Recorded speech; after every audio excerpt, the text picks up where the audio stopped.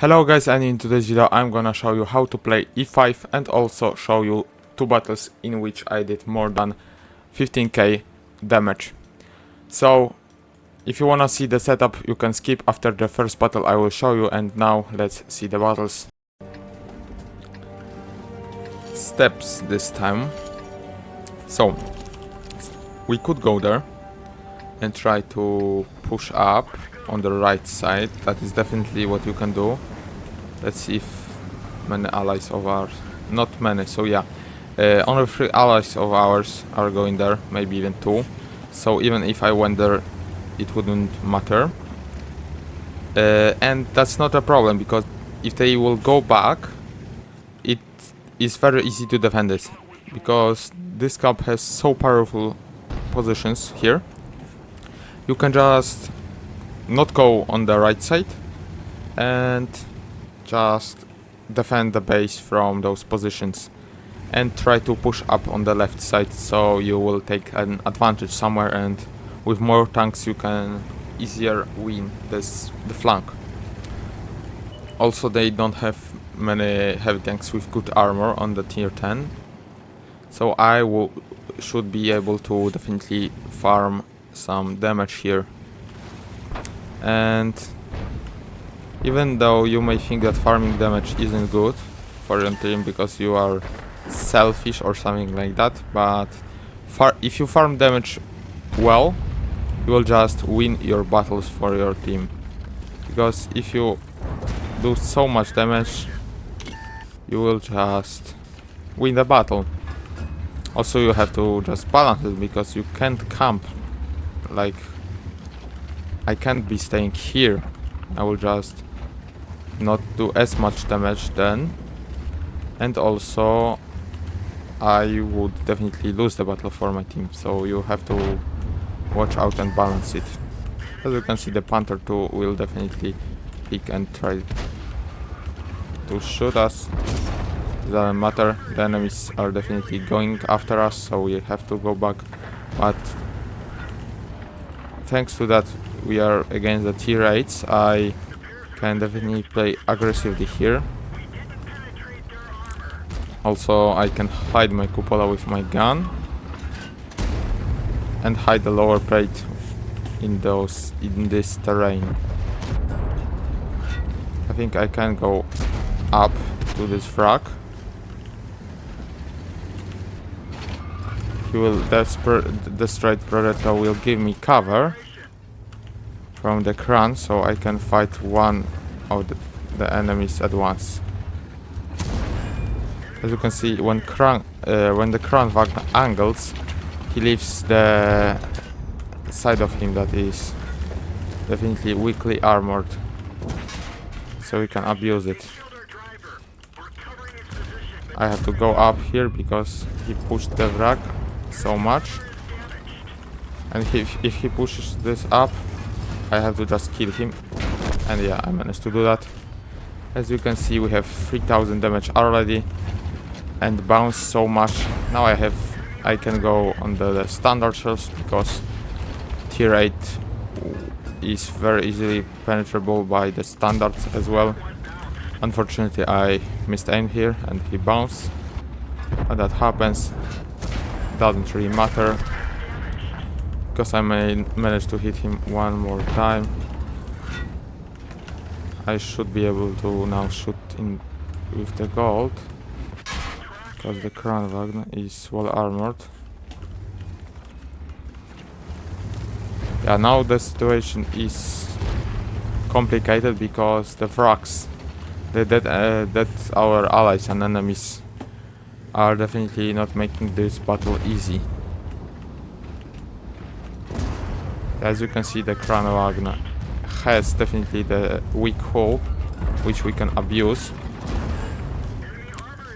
and it's definitely weakness of his. Now he's one-shottable, and I will try to bait this guy, into shooting me. The Crown is on the reload, so I will be able to shoot this guy. Unfortunately I bounced. It will happen, but I will try to kill the Crown Wagner, and yeah, I managed to do that. So now we can focus on those guys here. Thanks to that I have so much HP, I can play aggressively here. And even trade with those guys, because I will shoot them twice or even 3 times, and he will not be able to sustain this. Now I can push up because there are only tier 8s here. They won't be panicking me so much. Yeah, he died. And yeah, as you can see, I managed to secure this flank alone, basically. And yeah, that's the things that you can do with the E5. You have so much TPM, you have so much armor if you play it properly, that you can just abuse enemies so much. You just want to bait them out and try to bait them into shooting into the angled lower plate, and then you just farm them.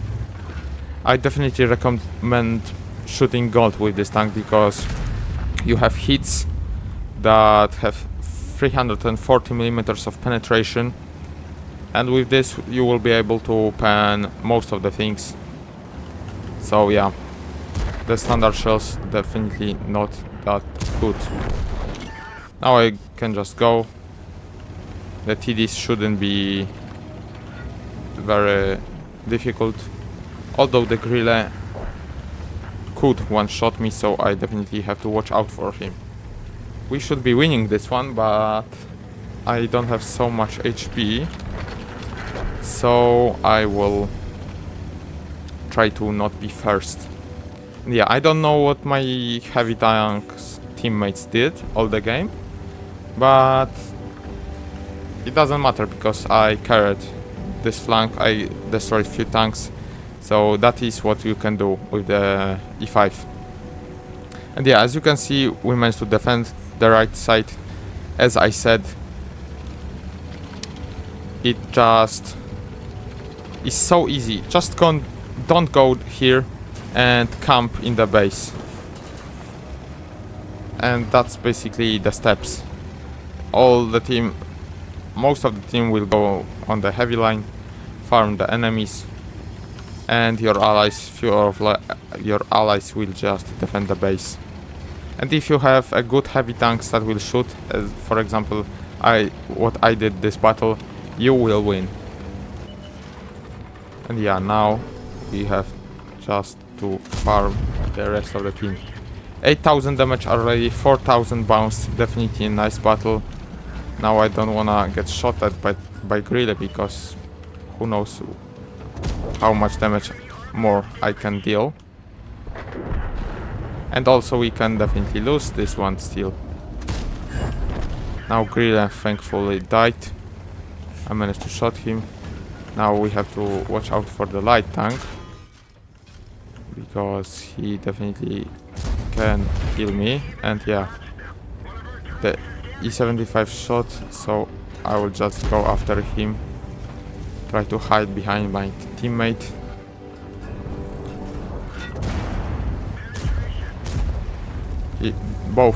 They both shot, so I can kill the guy. Now maybe I will be able to shoot this one, but no. And yeah, unfortunately not 10k damage, but 9,000 damage with the E5 on tier 8. Definitely a nice score. I will even screen this, so I will have it. Yeah, so this is how you play with the E5. Just hide your cupola with your gun if you can, just with the terrain, with the wrecks maybe. Try to bait the enemies into shooting your lower plate, because even though technically it's lower plate, technically they can shot you there. It's just so powerful. You just stay like that. Even better on this side, because you don't have the cupola, and even the gold shells will bounce off your tank. So now let's see. The score 9000 damage, 1500 base XP. Definitely, as you can see, I did the most in my team. Only this guy, which played very well, did 5k damage, and the rest of our team did so much less. So yeah, that's how you hard carry your games.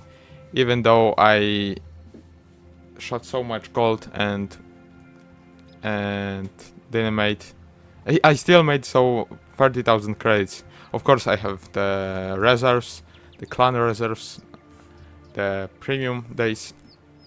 But yeah, even while shooting this many gold, you can win.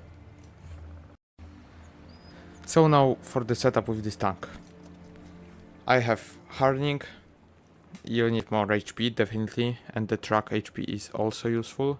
Gun rammer, more DPM, and ventilation because everything will be just more accurate. Definitely a good way to go. More damage, everything, just ventilation now with the new crew must have almost on the tanks. And the additional bounty thing that you can buy, I think now you can buy it for credits, but I have 600 of those, so I taking that on the E4.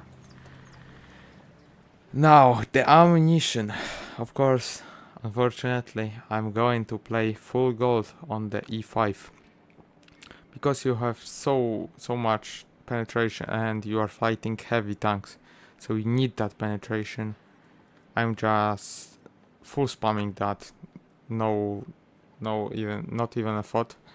You need some just standard armor piercing shells, because if you're shooting through walls or just shooting into the side of some tanks, you will need it because the hit can be definitely easily absorbed by the armor. And the HEs, I have them 5. You can shoot some lightly armored tanks because only 60 millimeters of penetration. Now for the crew, my captain has Brothers in Arms and Coordination, the best perk, repairs, emergency, definitely you need on the tanks that have over 2000 HP, and practically bonus perks, definitely you want a firefighter. Side by side with 5 tanks, that is another must have, and more view range. On the gunner I have Brothers in Arms, Snapshot, Armorer, so less RNG, repairs and quick aiming. Not many perks to take. Another guy is Brothers in Arms, so the driver, engineer, because you on the American tanks you are definitely are a slow tank going backwards, so that is the perk that you want to have. Off-road droving, so I will be faster, smooth ride, less dispersion while moving, so the smaller gun, and repairs. And on the reloader I have Brothers in Arms, repairs. Maybe I would switch up even repairs. I know that some people will think that it is an essential skill, but now when you have so many things that you don't really need it no more, because yeah, intuition, safe storage definitely needed because your ammo just will be hit many times, adrenaline rush, and close combat. So yeah, that's the setup, and let's go into the another battles. This time we have Pearl River, definitely one of my favorite maps, and also there are many heavies, as you can see the 32k HP bar on the top, and on the right side as you can see that there are 7 or something like that heavies, so there will be definitely much damage to do. Most of the time I try to go to the middle. This time I think I could have also done that, but because there are many of my allies there, and there will be many opponents here, so I went on the heavy flank. As you can see, not many tanks went on the left side. I would even say that no one. So you have to keep our eyes open and see if we have to go back.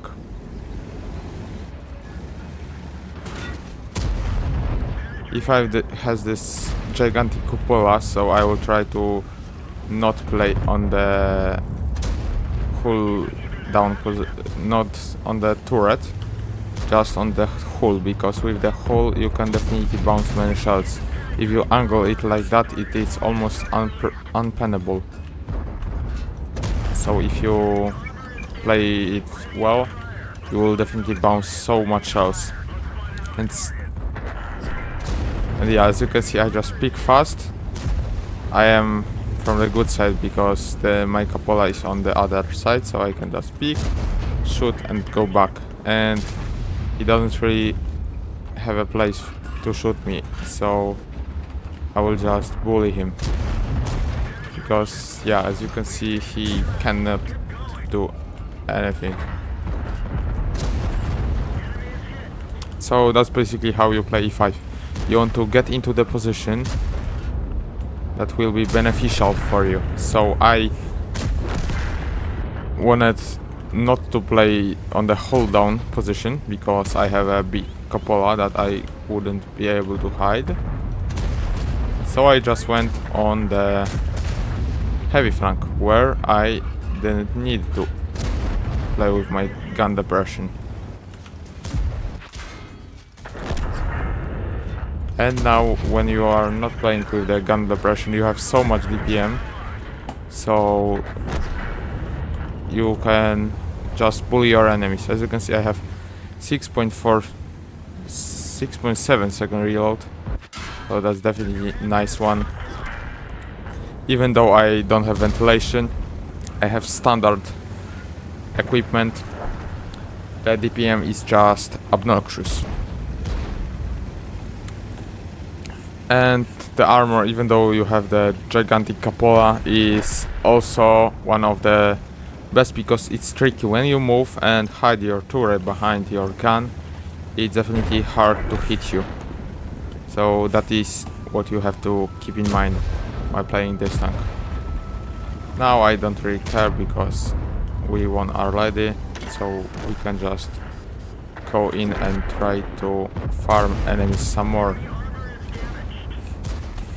I'll try to kill this Minotaur. Unfortunately, I didn't manage to. Also, another thing, as you could have seen, Amorak will be going down with the E5. So you need to use the perk that gives you more chances to survive with your ammunition. Yeah, as you can see, twice in this battle, even though on the start it didn't look like it, they just didn't hit me, so that's why it didn't went down.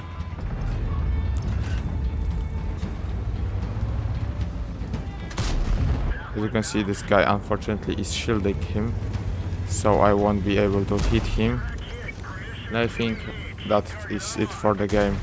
Yeah, unfortunately for us, he bounced and we managed to kill him. So the justice is due, and the budget is somewhere here. Unfortunately, we won't be seeing him. So yeah, first battle, very nice. 6.5k damage. Not bad.